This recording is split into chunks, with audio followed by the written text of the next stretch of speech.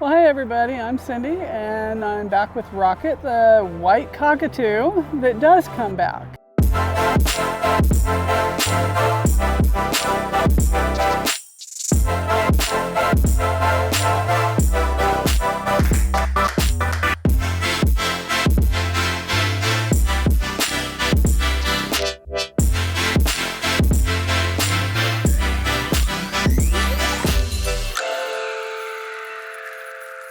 I decided to come on this trip because I had such a blast on the last one in May, and I wanted to fly Rocket again. He enjoyed flying so much, and this trip was just at a time when I could get away from work and things like that. This trip has been interesting. The first thing was, last time Rocket tolerated the telemetry really well, and after everything that's happened, we kind of think that maybe it was in a little bit uncomfortable position this time, but he got more fearful every day with it, and so we had some trouble with him taking some extremely long flights and being hard to catch because he was seeing me as the person putting this thing on that was bothering him. Rocket, come on, buddy. Rocket, Rocket. Just trying not. Rocket, come on. He's just picking not to. Come on. Rocket! Okay, on the ground. Come here. Come on. Okay, we're going to do it this way this time. Alright, he Come looks on, real tired. Step up. No. Rocket, come on.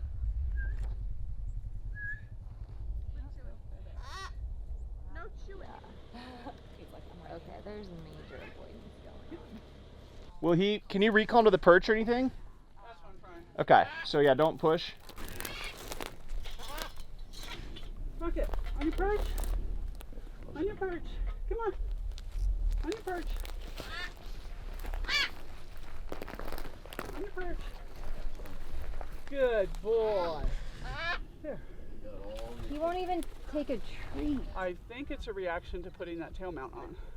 Okay. Or the tail telemetry unit. He's just mad about it. Okay. He's not happy with me at the moment, but And he's you not don't happy think with he'll anybody step up else. for anyone else either. Yeah. Hey, Bubs, come here. Come on. Good. Full handful. Wait. So I think the goal is to get him under a vehicle so we can all trap him in, Okay. and then someone just grabs him. We had to go through some trust rebuilding for the second half of the trip and things like that. So it's been interesting, ups and downs, and kind of, a little sad and depressed when he was not behaving well, because I love to see him fly. And then when were able to fly him again, when it was better, we took the telemetry off and chose to fly him down low. And just to see him wag his tail in the air, of just the joy of flying, made it all worth it. And you're not doing telemetry today? No, I feel like the problem we've had is that putting that on him and the fear he's had of it has caused a breach of trust between us. Okay. So I've been spending time with him, giving him scratches, doing things that are just trust building things, doing A to B's, doing step ups and all that kind of stuff. I did a little bit, like I said, of hand holding. I didn't do any of that today, of holding on his toes, but yesterday in the evening I did hold his toes and hold him over his perch where he wanted to step down, and I didn't let him, so he kind of knew he was getting treated for not going. And then I did put him down, and then I would give him then he was like, the next step up, well, I don't know if I want to do that again, so then I would give him a step up without that. And I've done none of those this morning, just step up to me's. Okay. So I feel like we've been rebuilding trust, and he's not messing with the mount, so my hope is it stays on, and when we go home, then I can work on something. I've got to figure out the highest value treat in the world to get him to, desensitize to it before I can really use it again. But I just think it causes too much breach of trust. So we went to Marshall Property. They're the people who make the telemetry, and they also do falconry, and they work a lot with falconry. And so we learned a lot from them. We got to see a falcon come literally dive bomb out of the air to get a pheasant. And we also got to work with a hawk a couple of days. One of the gals brought her hawk that she works with at her job. And we actually even got to each catch the hawk, which was cool. But we learned a lot about raptors in general, and then also we got a really good class on how the telemetry unit works, which Rocket's too small for the GPS, so the only thing I used with him was the telemetry. So it was nice to get more in-depth information on that, and they actually made us go find things in the yard with the telemetry unit, so we got to have practical experience at finding something that was lost. So we've just got 2 transmitters. They're hidden not far away, like not a long hike or anything like that. But this afternoon we're doing a competitive fox hunt, which is to go and track these down. So just becoming a little more familiar before that is going to be a good thing. Okay, so it's on the right channel, but Okay. let's tune it in. Okay, so we're starting with far. And that sounds high to me in pitch.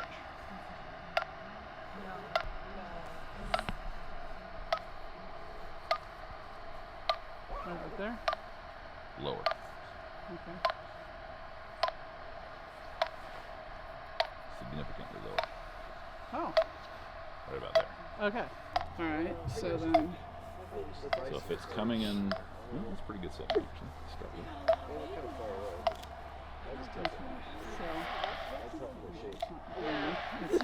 okay, so it's definitely this way. Okay. Okay. So, And the arm motion is perfect.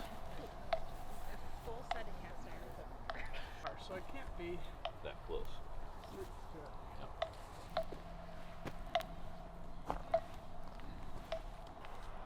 A little over there. Not much. The angle that the signal is Does that coming. matter how they mount the bird? Because like if they mount it on like on the feet, like your antennas. It would not on the depend more. ground. So again, if your bird's flying, up the feet are high. tucked and the antenna is usually straight, so you can tell Okay. that they're in the air. It would be So if it you have does a, end up. Yeah, that's the flight parrots. It's always on the tail, so like it made sense that okay, well, first would be like flight would be if they're on the ground, you got it.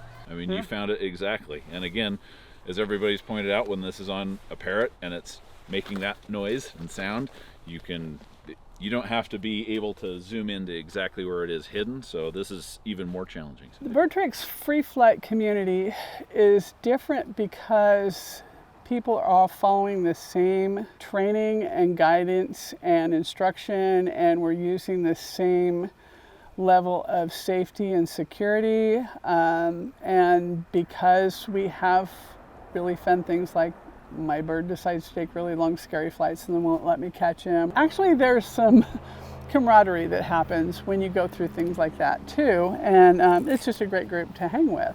But it is the structure that is part of the group, and I think there's a lot of groups out there that don't do that and are actually kind of scary. Rocket has become a better traveler. He hadn't really experienced a very steep, gravelly road before, and the first time he did, he was not so sure he loved it. But in general, because he's such a quiet cockatoo, it's not really, really bad. He's not screaming at me the whole time in the car. And now he's comfortable with really bumpy roads with lots of dust and all kinds of stuff. As far as birds that stand out, YOLO is like one I think really stands out with just the consistency and the rock solid, comes back, has tons of energy and just goes. And I feel like Rocket has a higher level of energy maybe than some birds, and because he's so small and can stay more fit, he doesn't have to regain his fitness on the trip. In the first couple of days, he's ready to go. But I just was really impressed with how well YOLO just was very, very consistent, and I want Rocket to be that consistent. So on this trip, I met a couple of new people. There was a couple from Florida who made the trek all the way to Idaho, and that is like awesome on them. And then our videographer and his wife were new to me, and then also a young gal from Idaho who came down with her bird, and so I had never met her before either. And actually, we've talked a little bit about maybe doing a meetup sometime because we can kind of do Eastern Washington and be somewhat in the neighborhood. Like I said, we had a little trouble in the beginning, and I think there was some break in trust because of me putting the telemetry on him. And when that trust rebuilt, that was just a precious day. And we're gonna do a short one. Come on, careful. Like that. Were you talking about me? Yeah. Yeah. Yeah, Grayson. Only that far. And when he started coming to me consistently and just wanting to stay with me on my hand and not necessarily fly off immediately, that to me was precious to see that rebuild in that short a period of time, because I was really worried that when it got bad, it was going to just not recover and the trip was going to be kind of a bummer. And it didn't work out that way. So continued education, I think, in anything, and especially in this area where there's so much to learn, is almost necessary, because you just can't learn it all in a couple of months. It takes time, and it takes experience. It takes experiencing things and then learning from them, but it also takes continuing to hear more new stuff to take in and be aware of. So I think continuing education is just, I think it's really key to staying safe. Every time a treat went in his mouth was Rocket's favorite moment. I put my hand near the pouch and he's looking around my body to see what's coming out and how soon it's going to get in his mouth. He is a treat hound. But I think when he was in the air and he's just wagging his tail and soaring, where he was just really in his element.